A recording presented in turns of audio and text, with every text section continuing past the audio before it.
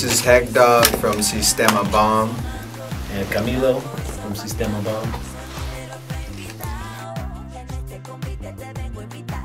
You know, Sistema Bomb, the short story is that it documents a series of collaborations between some of the finest masters of son jarocho in Veracruz and other Latino musicians outside of Veracruz, from Mexico, from Chile actually, to Mexico, Los Angeles, and San Francisco. Yeah, well, you know, I come from LA, born and raised in the barrios of South LA. My folks are immigrated here in the 60s from Jalisco. And, you know, I came up here to the Bay Area in the early 90s and been here ever since. I was born here in San Francisco, at General Hospital over there on Churro, and was raised here in the Bay Area, Buena Vista School of the Arts, San Francisco, went to college at UC Santa Cruz, and I've been a professional musician here in the Bay Area for the last 8 or 10 years. Okay, the longer story is about the Sistema Bomb, the process for it to come together. And that actually has its roots as me as a teenager in Los Angeles playing in my dad's conjunto band. And at the time, you know, during the week, like a lot of Chicanos in LA, I was listening to, you know, that early rap and hip hop, NWA with Dr. Dre, Public Enemy, Fat Boy, Salt and Pepper, that kind of stuff during the week. And then during the weekend, I play with my dad at bodas and quinceañeras, you know, camarón pelón tú quieres, camarón pelón te doy. And, you know, anything by Los Caminantes, Los Bukis, Carlos y José, Los Tigres del Norte, Ramón Ayala.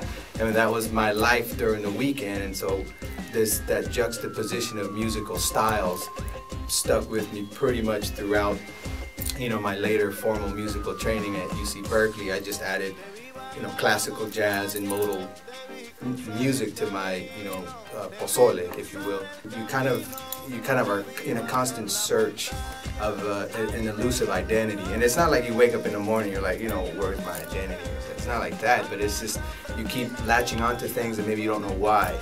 And that brings me to like a number of years ago when I heard this song La Guacamaya by Los Lobos. I got so obsessed that I wanted to, what is that instrument that sounded African, it was percussive, it was melodic, you know, it was like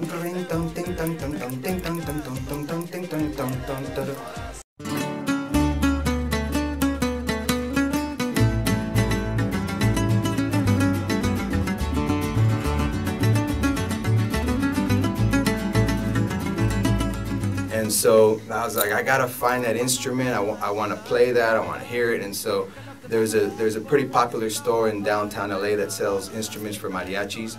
And I went there, and then I was like, hey, you know, I'm looking for the little guitar. Los Lobos play it. You know, it's all ting ting ting ting. And the guy obviously didn't know what I was talking about. So he's like, yeah, that one right there. That's it. And he sold me a vihuela.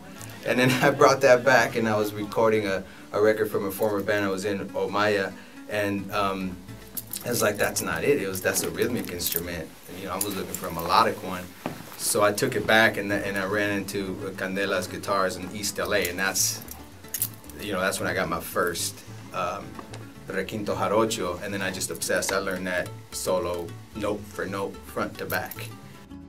And so what it was is that the son jarocho has a few elements that are exactly tied to this duality, you know, and that is one thing is that the freestyle nature of La Décima is very, you know, much like freestyle rap, and you know, they even have retas de improvisación in Veracruz that are very similar to rap battles. So this notion of improvisation in the lyrics with these, and in Veracruz the décimas are very complex, you know, but still it's very similar. And then you have the actual content of the lyrics, which, you know, you have songs that are socially conscious, and then you have songs that are about just regular daily observations, and that's the same as, like, you know, socially conscious hip hop, and then, you know, funny kind of comical lyrics in cumbias, like Un Camarón Pelado.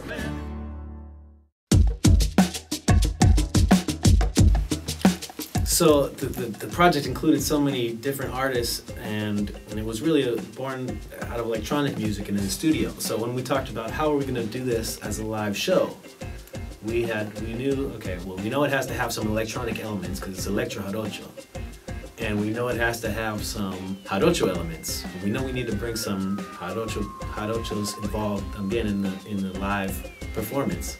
We're going to be showing off how we're going to do the Sistema bomb sound system, if you will, incorporating computers, electronics, synthesizers, guitars, requintos, jaranas, cantantes, vocals, and do it as a performance that's really a dynamic musical performance.